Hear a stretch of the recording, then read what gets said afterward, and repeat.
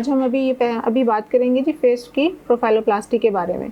इसमें आ जाती हैं कि आपका चीक ऑगमेंटेशन है, नोज़ रीजॉबिंग है, चिन ऑगमेंटेशन है, लिप ऑगमेंटेशन है, ये सारी चीज़ें इसमें इंक्लूड हैं।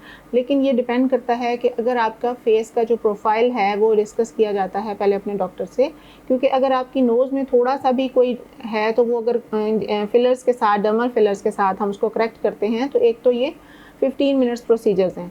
ये बहुत कोई ये नहीं है कि वॉक इन प्रोसीजर्स हैं, आप आएँ विदिन हाफ एन आवर करवा के चला जाएँ, इसका कोई डाउन टाइम नहीं है। सर्जिकल प्रोसीजर्स नहीं है, इसको हम नॉन सर्जिकल राइनोप्लास्टी भी कहते हैं। ठीक है, इसमें आपका फेस में एकदम बहुत ज़्यादा चेंज आ जाता है, आपकी जो लुक्स हैं बहुत अच्छी हो जाती हैं। और जो वो पेशेंट्स जो चीक ऑगमेंटेशन कराना चाहते हैं उनको भी हाई चीक्स इनको ज़रूरत है, जिनको थोड़ा अपना फेस को शेप ओवल देनी है, या वो ये चाहते हैं कि कुछ लोगों का मसल मास कम है, वॉल्यूम कम है, वो चीक ऑगमेंटेशन करवाना चाहते हैं, उनको भी फेस के डर्मल फिलर्स के साथ बहुत अच्छे रिजल्ट मिलते हैं। और ये 1 ईयर से लास्ट करता है 2 ईयर्स तक। डिपेंड करता है कि आप कौन से फिलर्स यूज़ कर रहे हैं। 2 ईयर्स के लिए भी फिलर्स हैं और 1 ईयर के लिए, और आप अच्छे फिलर्स यूज़ करें ताकि वो आपका लास्ट करें। ये नहीं कि 2-4 महीने के बाद आप फिर आपका ख़त्म हो जाए और फिर आप आ जाएँ उसके लिए।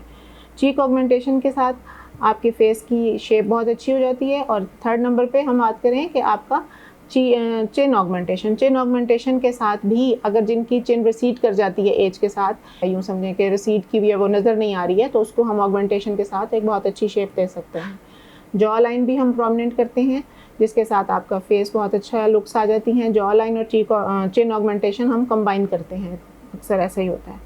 और लिप ऑगमेंटेशन आजकल बहुत इन है, जो लड़कियां भी बहुत ज़्यादा करवाना चाहती हैं या जिनके बहुत बारीक लिप्स हैं वो भी करवाते हैं। थोड़ा जो एजिंग में आ जाते हैं, थोड़ा वॉल्यूम लॉस हो जाता है, डिहाइड्रेशन होती है, तो वो हाइड्रेटेड और वॉल्यूम वाले लिप्स उसके साथ हम वो रिज़ल्ट्स ले लेते हैं।